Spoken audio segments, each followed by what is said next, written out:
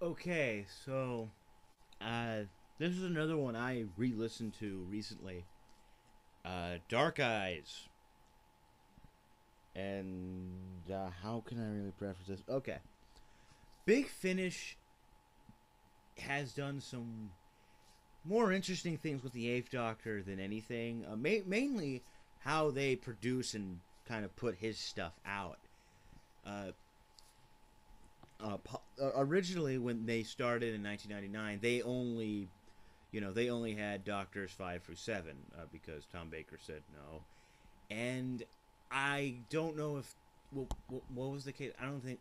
I think it was just a matter of they hadn't asked him yet and all that. But eventually in 2001, they did ask him, and he would of course join in. I've reviewed his very first one, and they kind of did something a lot more different with his Doctor than the others. They would still do, for the most part, do it in the old classic format, 4 episode serials, with some exceptions here and there, of course. Zagreus and Neverland, and a lot of them being very, very different. But then around, I think it was '06, around '06, uh, they retired the Eighth Doctor from the monthly range. He's come back here and there, but since then, but in '06 they said, okay, uh, we're done. But that was mostly because around that time, BBC, I think it was called BBC Radio 7. I think it's something different now. They started airing his Big Finish stuff on that station for for people to hear, and it was very popular. And from that, they commissioned uh, Big Finish to produce their own series that they would air exclusively there first, and then eventually BBC would sell it on their own. And this was very different, as opposed from they were all 50-minute episodes, as opposed to 425 ish kind of. They Big Finish goes from 25 to 30 sometimes episode serials. Very, a lot more like the modern series is done in individual episodes, rounding to 45, 50 minutes. And they brought in a new companion only because when they retired McGann's Doctor from the Monkshood Range, they basically departed his longtime companion Charlie Pollard, who would eventually do some stuff with the Sixth Doctor, and inevitably they haven't really got it figured out yet, but they're going to eventually give her own spin-off. And that went for a few years. On radio it went 2 years in the single episode format. Then they did 2 more seasons, most of them done in two. They changed it back to the serialized format and stuck with it, with some exceptions. They've had some Christmas specials, and the final 2 parts of season 4, which I'm kind of considering doing reviews for, but I don't know yet. Ending with big changes, major characters dying, including, sorry for the big spoiler, but it's been a few years, so I feel okay in saying this, with the death of the companion, of that companion. And I've reviewed a few. Blood of the Daleks is the debut of that companion, Lucy Miller. And they ended the series there, and have since, and now they're moved on to doing these box sets. This one called Dark Eyes, and they're going to do, at least they have a plan for 3 more here. Big Finish has been they've been kind of moving with their stuff that isn't frequent, like their Doctor Who ranges, and I think the only thing they do single releases for now is Dark Shadows. They've been doing, with the oddball special, they've been doing series sets, series box sets. Jiggle and Lightfoot does it. Benny Summerfield does it. The Stargate SG-1, they've been doing it with that. So it kind of made sense to do a Doctor Who one, and they did two in 2012. This and another one called Dominion, Unit Dominion. And this was basically, if you want to look at it, it's either you can look at it as Series 5 of the Eighth Doctor Adventures, or they once again rebooted the Eighth Doctor Adventures, and this is the first season of that. It's, if you need a reference, think Ben 10, or think anytime Marvel changes the numbering on something, like they just did 5 times while I was talking. And basically from that, we get this 4-part story. They're all done in individual episodes, but it's very much just one big story, so I'm going to cover it as one hit. The title's called The Great War, Fugitives, Tangled Web, and X and the Daleks. And it's this very, very complicated story, but the best way to sum it up is after the death of said companion, Eighth Doctor is destroyed. He's an aroma of anger that I can't. It's tough to define. And this is very much right after that. He's desperate. He wants to go to the end of creation for perspective. He's basically a man without hope. No hope. Completely destroyed. And a Time Lord who, from what I've managed to gather, appeared early in the Eighth Doctor adventure somewhere. Straxus shows up. Apparently a different body. They mentioned this. And he gives him a mission that, according to Straxus, will give him back hope. And he has to. It leads him to finding this Irish girl named Molly O'Sullivan, played by Ruth Bradley, who I believe is from the interviews on the bonus materials disc on this box set. She's in Being Human, apparently. I don't watch the British Being Human. I barely watch the U.S. Being Human. So I'm completely without reference. She's not a nurse, she's assisting in aid during the First World War. And she was born with dark. Well, not born with, but for all of her life. Sorry, I think I'm developing hiccups. Perfect. Oh, fuck. Anyway. She had all of dark eyes all her life, hence the title. And there's some sort of... for some reason, there's something around her that the Time Lords are... she's a part of something, some grand scheme that involves, someone manipulating time. Big whoop. So the Time Lords basically do what they love to do and make the Doctor go figure it out. I'm a renegade, except for the part where I consult with the Time Lords all the time. And he does this, and he basically runs into, big shock, the Daleks. More specifically, they have the Dalek time controller on their hands, and he's kind of one of the few examples where he's a specific Dalek. He's his own character. Think the Call of Skaro Daleks. He's like them, where he has his own personality. He's a higher up, and he was in the finale to season 4. And if anyone shoots me in the foot for that, they call it season 4 a lot. So I'm sticking with my guns. And he's, left over from that. He survived the ramifications of that.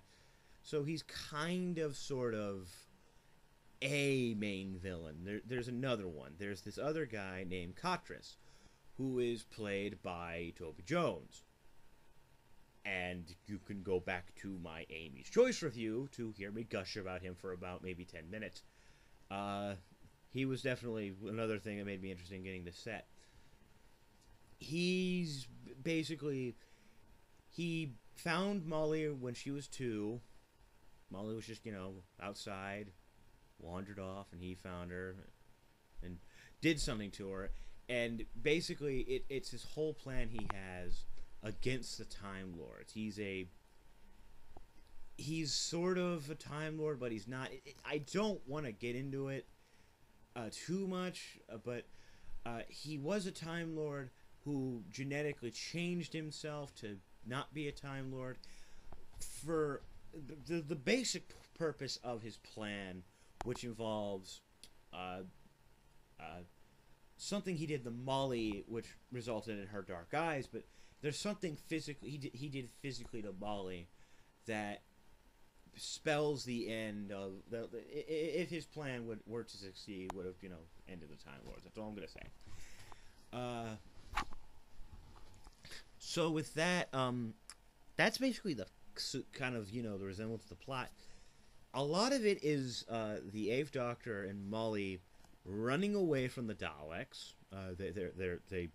They're trying to track her down, mainly because Molly's very important to this whole plan, and they want to get their hands on her so they can guarantee the plan's success. And while this is happening, this version of this isn't even a specific. It's not even that he's the Eighth Doctor. We're dealing with this totally wrecked Eighth Doctor who's barely kind of, who's barely holding up. He keeps thinking back to the death of Lucy. He's destroyed. And confused by what's happening with this mission, the Daleks involved do not help, especially after the hell. They were the direct cause of the hell he just went through. Especially since one of them was one that he thought he had dealt with but ended up surviving, making the sacrifices in the end feel worthless and break him even more. And there is a segment I need to mention because it's a meta comment that dramatically works really well, but is also so pseudo hilarious. Around the third episode, Tangled Web, they run into basically a far off, a supposed future incarnation of the Daleks, an incarnation that gave up fighting completely, but basically realized that there was no point, there was no fruit in all their destruction.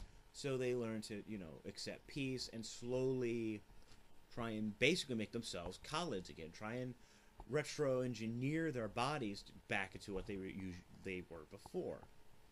And the thing that brought this on was a massive war that ended up annihilating the Time Lords and the Daleks.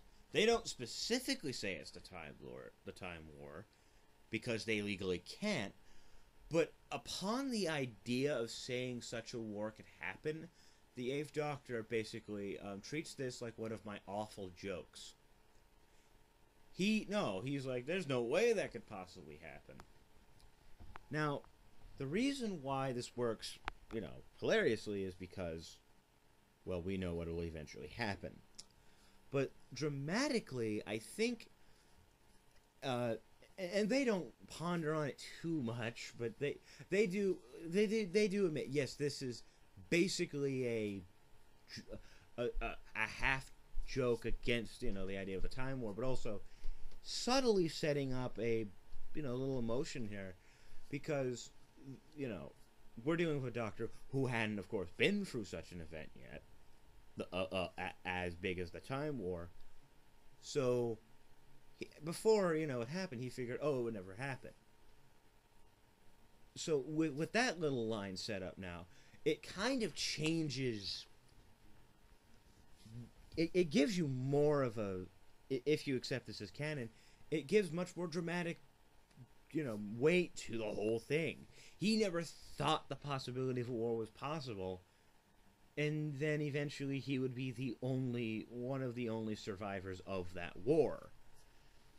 So it retroactively kind of makes it better, though again, they legally can't say that was it, blah blah blah. It's weird. It's legal loopholes. So I like that. But yeah, I really I really love McGann. That time away from the role to kind of gave the writer Nick Briggs, who wrote this entire thing, time to kind of figure out what would he be like, really, think how he would react after the end here and the events happening to him as the story goes along. But then also, when Molly is introduced and they bring it up, they get together really well. It's very much, it's the companion relationship, but also we're dealing with a very, very broken man. Very much, they're basically writing him. They write him very Eccleston-like a lot of the time, because obviously Eccleston was a man who survived the Time War, but he tried to put on a happy face to kind of not make people worry. This Doctor barely does that in this story, because this really did destroy him. This felt more important to him because it was someone, people he knew, people who were very personally important to him in this incarnation died. And that's definitely something you need to pay attention to. I also, I'll mention it next. Molly O'Sullivan, I loved. She's very strong. She has very funny moments. She's very innocent and has a lot of heart. There's a big part of her backstory where she was hired to take care, basically be a mistress for a family, mainly taking care of their daughter, and their daughter grew to basically treat her like a sister, and eventually they would both go out to help in the war effort. She got horribly sick because she had a small cut she didn't notice in her hand. In working with soldiers in a dirty war zone, she caught an infection, and it basically put her on her deathbed. She's unbelievably sick, affects Molly to death, and I'm not going to. I just don't want to say too much about it, but when you set that up, that was a heartbreak, and it's in the back of her mind the entire time while she's going through this crazy chase with a minor character from the Disney version of Three Musketeers, and look it up, and that's in her back of her mind. She does kind of have the standard, oh dear God, what's happening, but learns to slowly accept it thing. But that's only because she eventually realizes what Katras was doing to her when she was young, so she realizes there's this whole long game going on, and she never knew about it, and that pisses her off. Did I forget to mention she's Irish? They play that up a lot, and she has these fun little lines. She calls, anytime she says the Doctor by name, it's always the Doctor. Yes, I have to do the accent. And anytime they mention Gallifrey, she's like Galilee and the Tarty Box. I was smitten by how adorable it was. So shut up. And I really liked her in the end. There's a lot of performances. The thing about this, and I have learned a lot about how audio dramas are performed and done. A lot of the time, they do kind of double up on actors and make them play different parts. So it's kind of sort of tough to really talk about any other actors. Besides that, any of them have any fair amount of screen time were great, but there's no real other characters besides maybe. Oh, that's stupid to say. There's also Straxus. Straxus plays your very standard snooty Time Lord, but he obviously sees the pain in the Doctor, wants to help him, but sticks with we need to, I need to be a proper Time Lord and listen to my orders and try and figure out what the real cause is. he sympathizes with the Doctor, definitely, but he's also planning something. There's something here. Eventually you find out that he has a big connection with Katris. And and when they reveal what it is, I generally had me shocked, and I was, and Renato was further more impressed with this. Katris himself, again, Toby Jones. I love the man. I love him here. I loved him in Amy's Choice. I loved him in Captain America.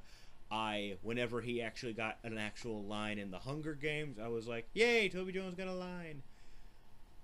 The man is unbelievable. And again, he's not playing the Dream Lord. There's no connection. He's a completely different thing. He's a different entity.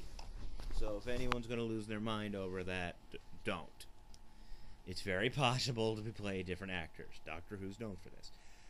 But he was great. He was sinister. He basically commanded the scene whenever he was on screen. So all in all, I thought Dark Eyes was very well done. Admittedly, I've heard some people complain that the episodes don't feel, as like they stand on their own.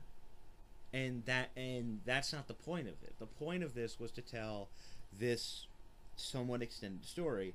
Definitely make it feel serialized in parts, but I can kind of sympathize. They all have their separate piece to them. They all are their own individual stories, but they all, of course, fit together to a bigger story. I really do like this. It's very subtly showing kind of the 8th Doctor developing a lot of traits that you'd eventually see in the 9th Doctor. Molly O'Sullivan's fun. The villains are fun. It very much does become a kind of a chase. Part of it is very inspired by the Hartnell story, The Chase, which I haven't seen, but I know of its nature. So, if you don't really need to know much. They do explain, like I just told you, they explain that Lucy Miller was a companion who died because of the Daleks in a very sacrificial way. They explain that in the story. That's all you really need to know.